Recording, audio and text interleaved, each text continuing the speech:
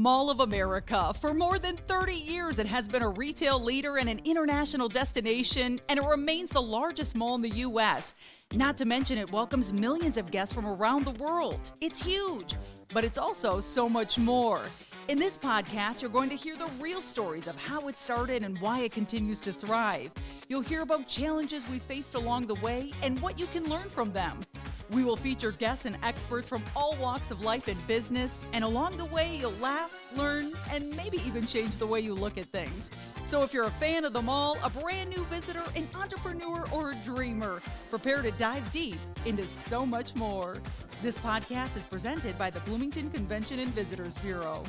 Welcome to So Much More, our Mall of America podcast. I am Jill Renslow, your host for today, joined by Dan Jasper, my co-host, and I am so excited for our guest today. She brings 25 years of experience as a dynamic speaker, advisor to Fortune 500 executives and their brands, and MCs conferences across the country. She is known for her tagline and mission statement, Own Your Wow, and presented her own TED Talk about it. She's an author, coach, podcast host, and strategist. Please welcome Roshini Rajkumar. Thank you so much. It's just an honor to be with you. It's good to see you, Roshini. Thank you for being here. Absolutely. You're so excited. You know, we've worked with you in so many different capacities over the years, everything from WCCO interviews on the radio to even you coming in and coaching our staff. That was a few years ago. But really looking at the professional angle and helping, for us, it was young people really getting that step into the professional world. So I would love for you just to start out today by just giving our listeners and our viewers a little inside scoop and glimpse of who Roshini is and how you got to where you are today. Wow, who am I? That is a profound question, Jill.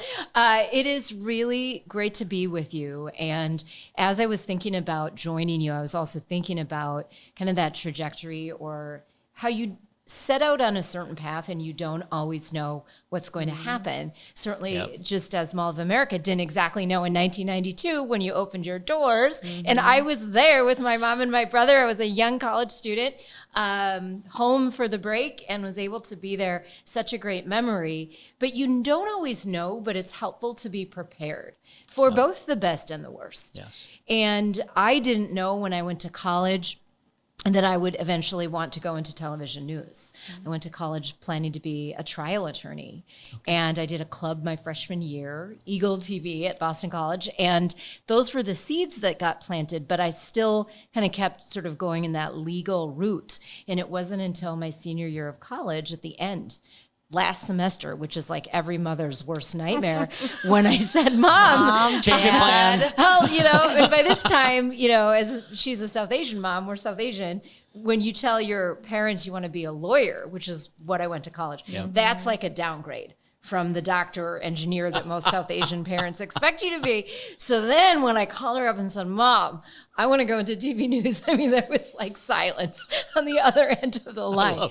But I always kind of say, and you know, we lost her a couple of years ago, but I always say, I knew I had kind of made it in her eyes when I started my TV career in Fargo, North Dakota, then went to Des Moines and worked my way up the markets. And I remember overhearing her sharing with a family friend when I jumped from Fargo to Des Moines. So like a market 118 to a market 69 or 70. And she shared it and she said, it's a big jump. You know, like she was sharing like, moment. yeah, and kind of in that TV lingo, like no one really gets that, but TV people and their families, what that even means for you and kind of the life that you can be as you move into bigger markets. So love that. I share that because no matter your age, it's always good to dream, and it's always good to then step back and say, well, what's my plan? You know, you can dream, but we also should have some kind of plan. And we don't need to necessarily know every step. Like we certainly cannot predict the future, but we can certainly try to put our best step forward to plan for it. So I did end up launching my TV career, on-air career in Fargo, North Dakota, where a lot of TV and radio people have gotten their starts, and was there only 11 months, but then moved on to Des Moines, then Nashville. I was at the Fox station in Minneapolis for 2 years. And then my final reporting market in TV news was the NBC in Detroit, which at the time was like the number 8 market in the country, and made the decision in early 2006 to leave TV news to come home to Minneapolis to start my business. And that was truly like, here you are where you're, at that point I could have tried to go to a bigger market, tried to go to the network. And I made this decision, and it wasn't because I'd always wanted to be a business owner one day. Just different angles in life that happen. And when I made the decision to move back to Minneapolis, at the time it was for love. I knew because I'd already been a TV reporter here, I didn't want to do that again.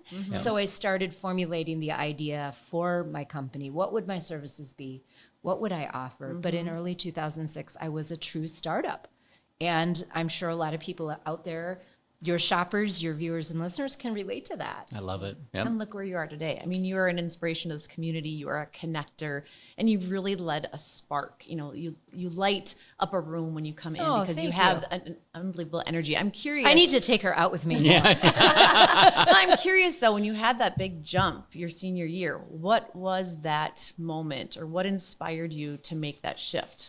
That senior year in college, a lot of forces came together, and I will say it was probably the holiday break. So between first and second semesters, there was a part of me that kind of knew this media thing was growing. And I happened to have someone in my circle who was in the radio world, but I had some conversations with him. It was like the father of one of my friends, or my friend, brother's friend, whatever it was. He was instrumental in just even making me think this was possible. Yeah. Don't worry that you're about to start your final semester of college and are kind of doing a 180, so to speak. Now, I still did want to go to law school, so I took a year off between college and law school. Will never regret any of that part of it. So I keep my license current, and it has become part of my credibility as a crisis coach, as a strategist, and just understanding the law. It's a really great legal mind. I mean, or having that legal understanding even in my own contracts. When a client sends a contract, or a future client, I can actually read it. I mean, I have business attorneys, but I understand, and I can send in the changes I want. And that's not something I take lightly. That's an important piece. So one of the things we want to talk with you about today is about change. I mean, you've obviously been through a ton of change in your career path, personally, professionally, but we've all been faced with a lot of change the last few years, and people are learning how to adapt, how to move forward, how to live life. If nothing else, during the pandemic, specifically, we learned about really taking pride and time with our families and making sure we had more of a balance than we've ever had. But then it was like the social injustice and the economy, and then you have with just the mental well-being and the challenges that people are having. You obviously coach and advise a lot of your clients on how to work with change. What advice do you give your clients or others that you work with of just how to be able to move forward positively, and how can we support one another when we're going through all these different changes? Well, it is important to understand that nothing really does stay the same. Ever. So if we can embrace that change is a natural part of life, sometimes the changes are slower and you can anticipate them better, but sometimes they're very abrupt or sudden, sometimes catastrophic. But just even having that mindset that change is a natural part of life opens us up to the possibilities and opens us up to this attitude of abundance that I like to have. And when you can do that, even when you don't have the answers, it frees up your mind neurologically as humans, and there's science behind this. Humans do not like change. Yeah. And as long as you know that everything you've done up until that point of whatever the change may be was hopefully well thought out. Now, we all had our, early 20s, but you can handle it. Yeah. And so just putting that into what I call your inner narrative, that you can handle the change that's coming. You can take that breather to then figure out, well, what's my plan for this? Yep. Change is scary, isn't it? So how do people cope with the fear? It's really easy to be safe, right? And to stay where you are, but I don't think that's growth, right? So talk about the fear of change and how people can deal with that. Well, I'd like to think that fear and worry are wasted emotions.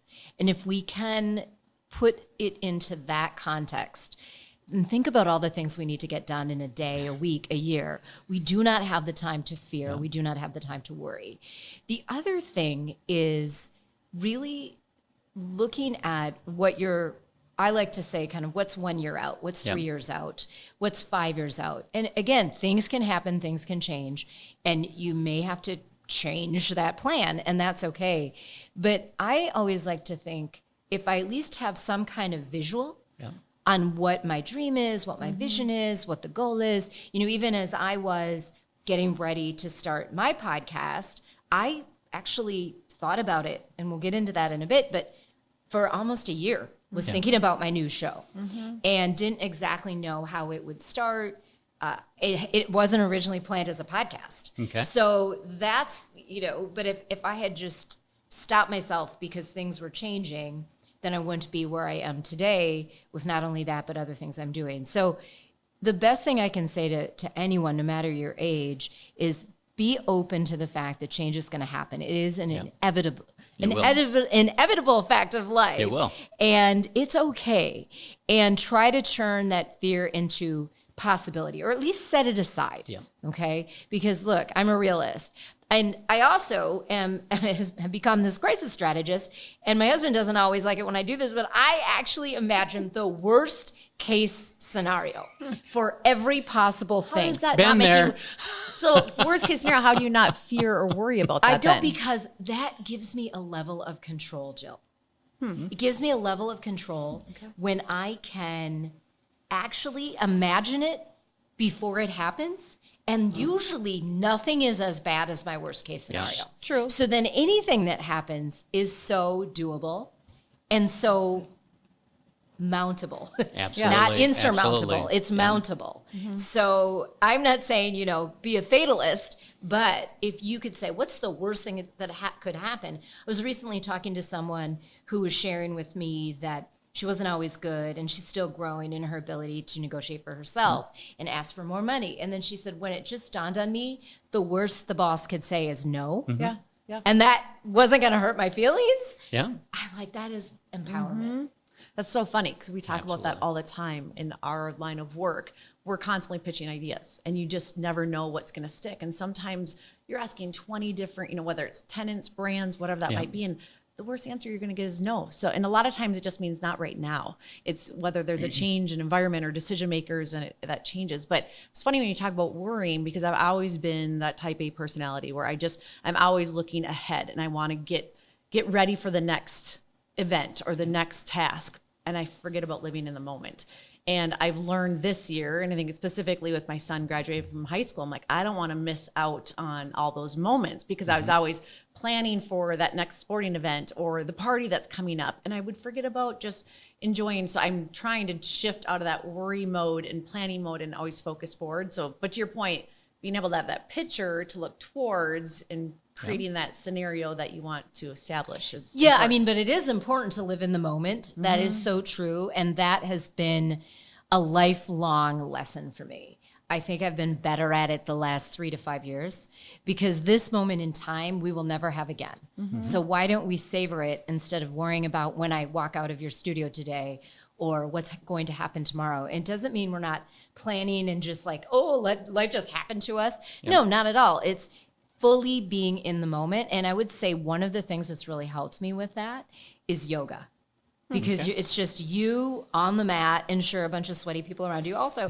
But and there's this one class that I do it's called Surrender at the club I go to, but it's yin. So it's that truly restorative yoga where you hold these positions for 3 to 8 minutes. Think about that. It can be annoying, but you feel things, you get to know your body, and it is a combination of relaxing you, empowering your breath, and just releasing so much tension that then in turn helps all your organs. And that's why I try to do this at least once a week. It's my gift to myself. It's my wellness, my green space. Important. And it just clarifies so many other things. So whatever that thing is for you, find that thing. Absolutely. Absolutely. And I think people are finding those outlets to keep that mental wellness in check, the physical wellness in check. Like, everybody needs to find those different pieces. And as we look as an organization, it's how do you find those ways to support your team so that they can have that flexibility, but yet you still have the productivity that you need to have in the workspace. There's a lot of discussion about how is that what is that work-life balance? What is that environment that you're creating in the workplace? And are people going back in the office? Are they doing it completely remote? Are they finding a hybrid solution? And a lot of companies are still figuring that out. And we're unique here because our brand is living and breathing every day. And to work remotely is challenging, and especially when you have some folks that have office type positions, but then you have another half, if not more, of the team that is more frontline facing, and they don't have the option to be flexible and being able to balance a culture that there's equity across the different teams. So when you look at that, or when you work with your clients of just this change in work model, what is your advice, or what are you finding that's working, knowing that there's not a one size fits all for every company? There's definitely not a one size fits all. So this is really about your own audience analysis for yourself, your teams, whomever is around you in that workplace, and really understanding what is the culture that we've had. Can that same culture survive the modern era and the future? And, there are some brands that have drawn a hard, line in the sand and said, we are a front-facing, people-facing brand. We have to be that way. And there are some back-end things we can be more flexible about schedules, but we really need our people. Yep. And I know there are people out there that want that. They want to be, that's their purpose every day, is to go to an office or to go to a space like the Mall of America to work and to be hospitable and be part of this industry. But it's really being honest from the get-go, the leaders at any brand. What are we about? And what is important for us as we grow our teams and figure out who our vendors are, who our clients. So, even for me as a small business owner, I have vendors, I have clients, I have a small team, and I've figured out a way to say, and it helps the longer you're in business for yourself, but there are certain kinds of business I don't go after anymore. I maybe needed it in the past to get to where I then got, but it became something that wasn't useful or wasn't monetarily fitting into my framework anymore. Sure. So it's really also knowing not just the brand, but who the leaders are and how they lead. And then supporting that and having honest discussions. Honesty and transparency have to be really part of this. And the latest headline of, what's JP Morgan doing or what's Target doing? Who cares? Ask yourself what your brand needs, what your people need. And then if there are some people that say, look, I just can't do that, Jill, find a respectful way to create a healthy narrative to leave. Absolutely. I had a client early years in building my business, probably, Dan, one of the years you hired me, thank you very much, back as I was growing my business, to come in and work with the team at MOA. This other particular client, more in kind of the manufacturing space, they were purchased by a European company. And so they're Minnesota-based, really large place where their CEO is based, CFO. They wanted to do kind of a multi-purposed coaching with me. So I did do a half-day session with their whole executive team, and then I did some intensive media coaching with their CFO, their general counsel, and their head of HR, because they were anticipating a bunch of layoffs that they knew they had to do. And they got the media coaching just in case media came to them asking, they'd be prepared to answer. They actually didn't want any media attention, even though how they handled it and what I'm about to tell you, I was trying to urge them, you're a great story. What about the business press? They would love to tell this story. But the other key thing that they did ahead of this, there was no mystery about these 2 rounds of layoffs that were coming. They hired me to work with some different groups of their employees in team settings to help them become even better communicators, so that when they had to leave and go find another job, they were in a position to find that next job. To succeed. I thought that was extraordinary. Yeah. And I still keep in touch with that head of HR to this day. She retired out. That was kind of her swan song. She saw that company through the change and retired to Mexico. But she was an inspiration to me. And I thank her all the time. When I think about at that time in my business that she brought me in and had the faith in me to advise them, and then how they constructed this integration and layoff situation. So change was there, but they were so transparent. in how they handle change. And communication is absolutely key, right? And it's the tone of the communication as well. I mean, every company has a different culture, right? But we see the headlines, and some, when they make the change in work, the balance of how many hours in the office or not, some do it in a very affirming way, I might say. And there's one social media company that's been pretty harsh, right? And saying, you'll be there, you'll do 40 plus hours a week, right? Talk about communications and how you share that news, whatever that decision is, right? Because it's right for your company. But how do you talk about that with your team? Well, being really open, it's very, very productive. And I've prepped some of my C-suite leaders through these exact kinds of things, whether it's a town hall, and if everyone can be in person, great. If it's too large or an international or national organization, maybe it's by video in different spots, but bringing as many of the people together, at least giving them the option to hear directly from senior leadership is one of the best things you can do. And some of the best stories for me that came out, as an executive coach, but during the COVID era, was when some of those leaders said, we're going to do this weekly.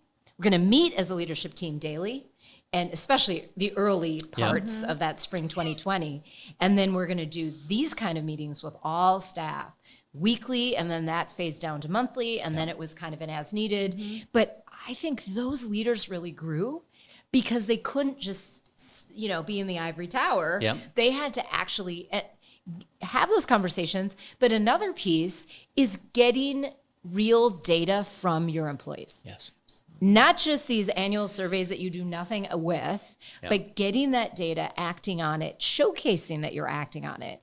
And that's affirmation. And affirmation to employees is in many cases worth more than money. Yeah, builds trust. Yes, the listening part is key. We've learned that so much over the last couple of years. But to your point, action to follow really helps build that trust and the relationship that you can have with your team members. So we've learned that, and we are continuing to learn. We're always looking for feedback, looking for information from all different departments. It's not just the teams that we're working with on a day-to-day basis, but really getting out there, out in the organization, meeting and greeting our team members. And that's absolutely key. And I think what's one component that's hard for us is when you're not being seen, you don't know what's that accountability look like, and how is that productivity moving forward, and how do team members know where each other's at, communication being key for that. But for us here, if we provide more of that flexibility and you're not on site as much, there's more weight that just, whether it's a perception or it's reality, that weighs on the team that's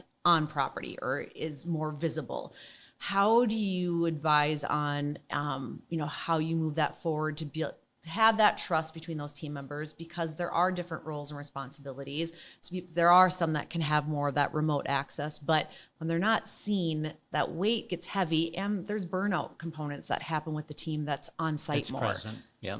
Let's first address that. How do you kind of handle the varying locations?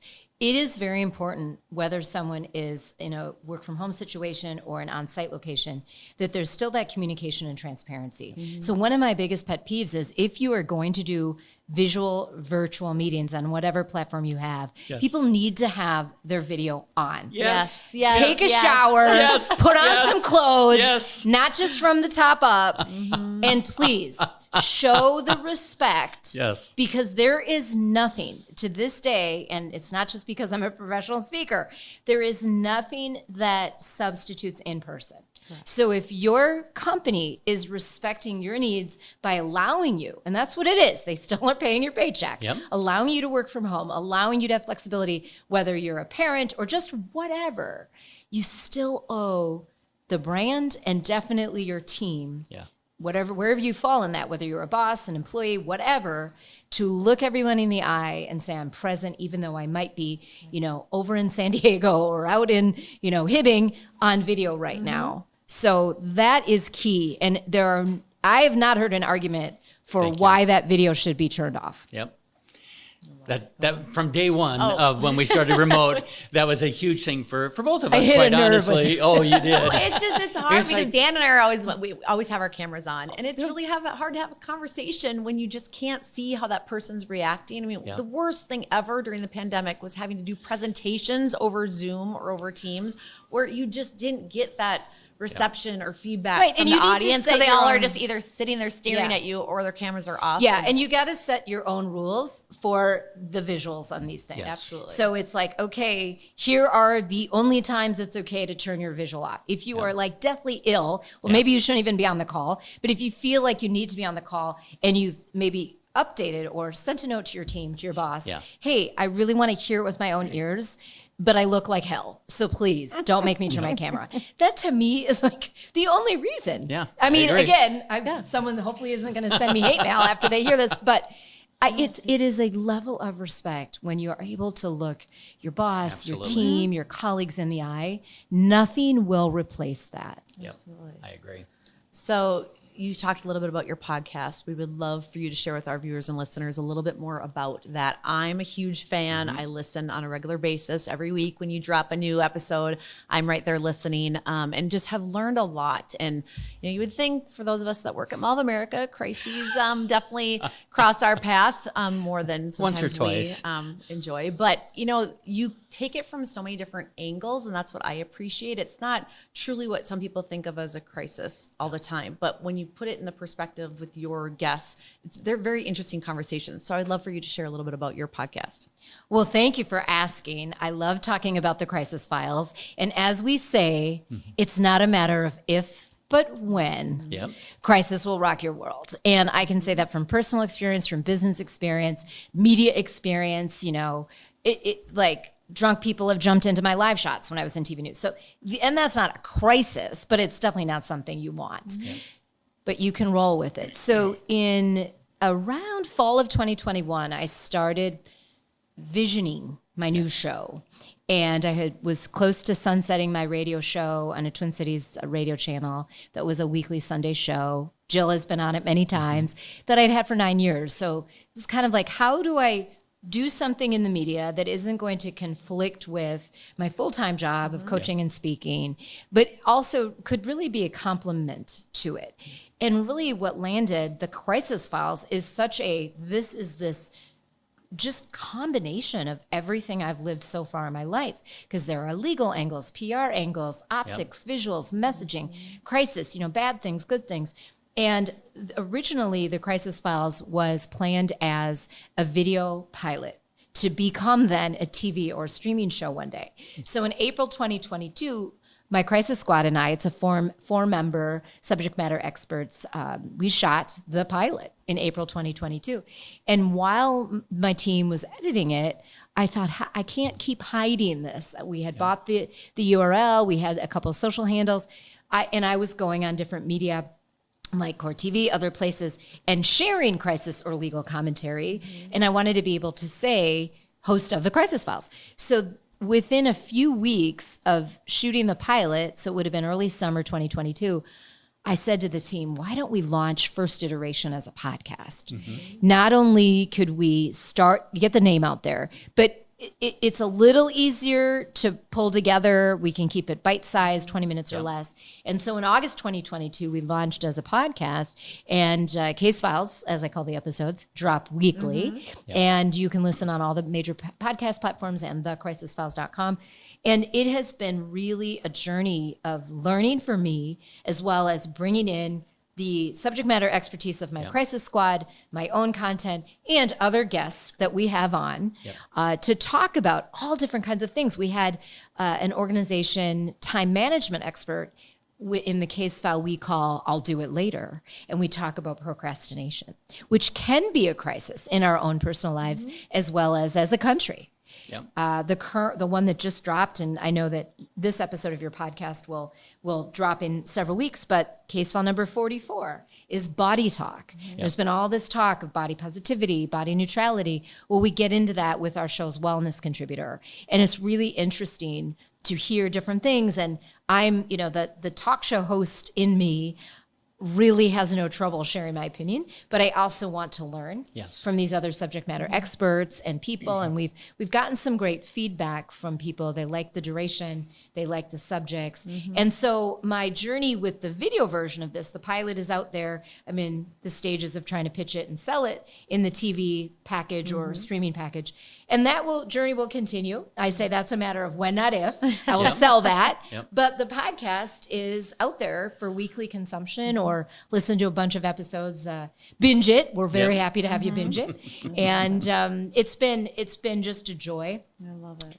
Bringing all these of my worlds together in the Crisis Files. Well, I think it's amazing. And I actually listened to Body Talk this morning, and very relevant to the fact that we work with so many different brands, and it's a huge topic for the world that we live in, and understand the controversies behind it, but also the change that has already taken place and the momentum that is out there. And I think there's so much more that can happen, but it's also, we're responsible as a brand to make sure that we are showcasing all body types in all of our marketing materials. And we're very purposeful in making sure that we represent and showcase our advertising and our marketing efforts to the people that are in our building, and making sure that the people that walk through the doors can see themselves in our building. And that's really important for us, that image and the positivity that we can spread across our property, our brand, and with all of our tenants. So it was very relevant, and I appreciated the conversation. Excellent. I'm so glad to hear that. So when you're not producing your own podcast, what is your go-to podcast that you listen to?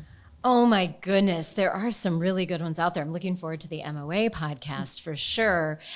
There is one with Dak Shepard, who I love, called The Armchair Expert. And it's a little longer than I would recommend, but when you're on a long car drive or things like that, and he is just someone I really like as what I know of him from public life.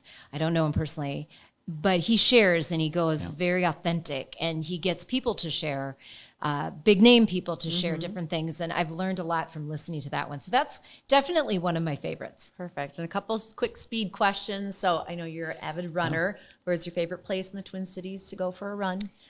Oh my goodness. I would say the lakes. So Isles, Cedar, kind of that chain of lakes. They all connect, Harriet. So whether you're doing 3 or 13, you can get it done on the lakes and not have to cross traffic too often. And also being a foodie, what's your favorite restaurant? Meritage, St. Paul. It's I would say that's a hard one to say one, but when they had brunch, that was my favorite brunch, and it's probably also my favorite dinner. We have to wrap it up with favorite retailer at Mall of America. Oh my goodness. That is not fair because we don't want to alienate anyone. I just can't answer that. I can't answer that. I would say anything that well, let me say this in a politically correct way, which I'm not really into being politically correct, but I'm going to with this answer. Anything that has some petite offerings. I'm muscular, but I am 5'2", so I appreciate it when people think, going back to Body Talk, that they're thinking about those of us who aren't as tall as Jill, and can respect the different kind of, we still want to be stylish too. That was a great PC answer. I love it. I love it. Well, Roshini, thank you so much for taking time out of your busy schedule to come talk with us today. Thank you, Dan, for co-hosting, and thank you to our listeners and viewers for joining us for so much more on Mall of America podcast. So we'll see you soon. Thank you for tuning in to today's episode of So Much More. If you want to hear more, be sure to subscribe to our podcast wherever you find your favorites, including Spotify, Apple, or Google Podcasts. And you can also watch a video cast on YouTube. Go to podcast.mallofamerica.com to leave a review, ask a question, or give us an idea for the show. Until next time, thanks for listening.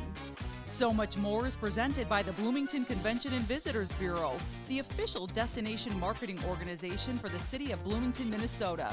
Before your next trip to Mall of America, visit bloomingtonmn.org for answers to all your travel questions, deals and packages for hotel stays, and so much more.